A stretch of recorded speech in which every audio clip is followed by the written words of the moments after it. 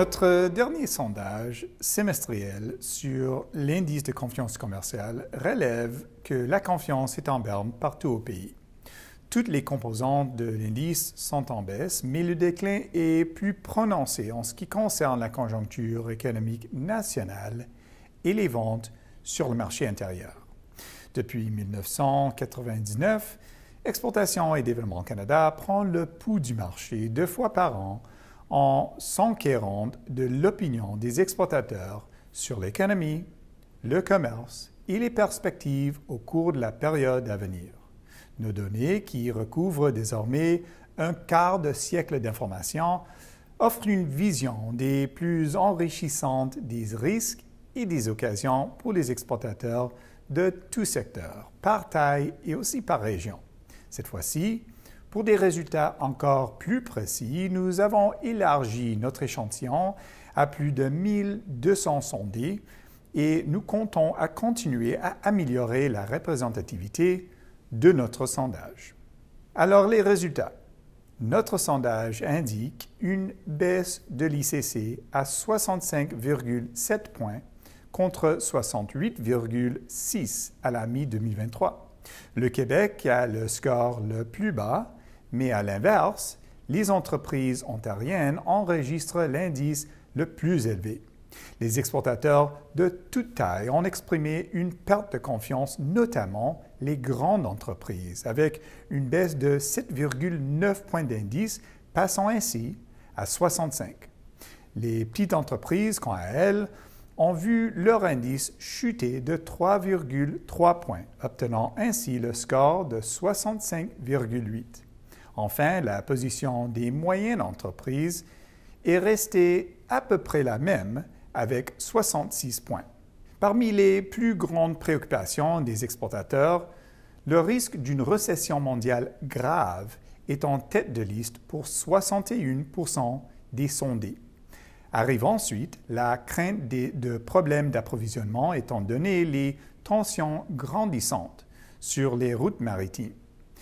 De fait, dans une nouvelle série de questions de notre sondage, près de 40% des personnes interrogées ont admis que le transport constituait pour elles le plus grand défi en matière d'infrastructure. Le sondage ayant été mené en octobre et en novembre, le conflit entre Israël et le Hamas a probablement beaucoup influé sur les réponses données, tout comme les difficultés sur le marché intérieur.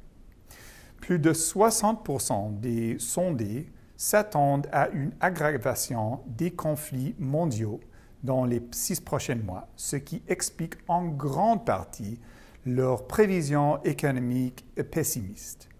Les effets persistants de l'inflation ne sont pas en reste.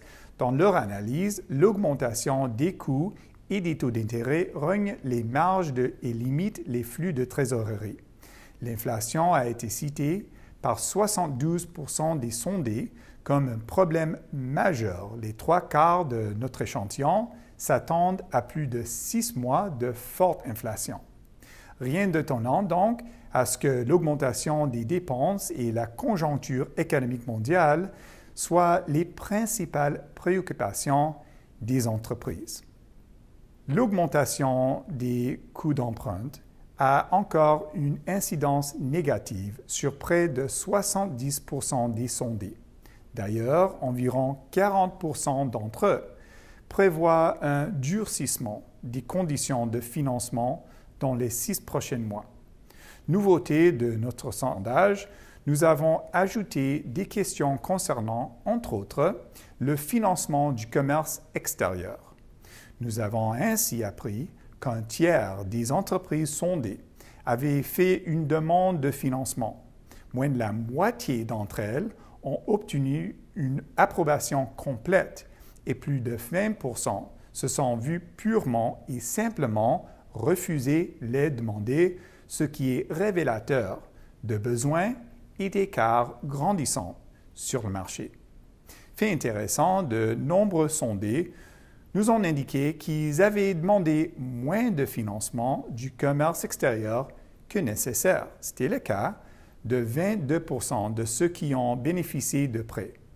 Par ailleurs, 38% de ceux qui n'ont reçu qu'une approbation partielle ont fait la même chose.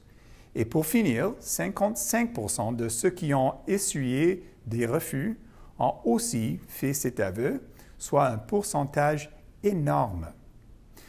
Le montant moyen de financement demandé par les entreprises de notre échantillon frôlait les 2,8 millions de dollars, tandis que la valeur moyenne des demandes rejetées était d'environ 1,4 million de dollars. Ces chiffres témoignent de lacunes manifestes dans le domaine du financement du commerce extérieur au Canada et font ressortir l'importance du mandat d'EDC auprès des exportateurs canadiens. Près de 45% des entreprises sondées tirent plus de la moitié de leurs recettes de l'exportation et 60% exportent principalement des biens. Plus de 40% des sondés se sont mis à exporter vers de nouvelles destinations au cours des 2 dernières années et 66% ont comme projet de le faire. Parmi les exportateurs actuels, une majorité exporte d'abord vers les États-Unis, tandis que l'Europe occidentale est en deuxième position, suivie encore par l'Indo-Pacifique. Alors les conclusions? Même si les résultats de l'ICC de fin d'année, publiés le 19 décembre, ne sont guère encourageants, nous espérons que grâce à de nouvelles questions et à l'exploration de nouveaux thèmes, EDC et d'autres organismes parviendront à mieux répondre aux besoins des exportateurs. Les conjonctures géopolitiques et macroéconomiques ne cessent de peser sur la confiance commerciale, d'amoindrir les flux de trésorerie et les profits et de compliquer les conditions de financement. En ce début d'année 2024, nous avons hâte de vous aider à relever les défis qui vous attendent en vous outillant pour conquérir le monde. Cette semaine, je tiens à remercier chaleureusement Prerna Sharma, économiste principal au Centre d'information économique et politique ici à EDC. Et n'oubliez pas que votre avis est très important pour nous. Si vous avez des idées de sujets à nous proposer, s'il vous plaît, n'hésitez pas à nous les communiquer et nous ferons de notre mieux pour les traiter dans une édition future. Merci et à la prochaine.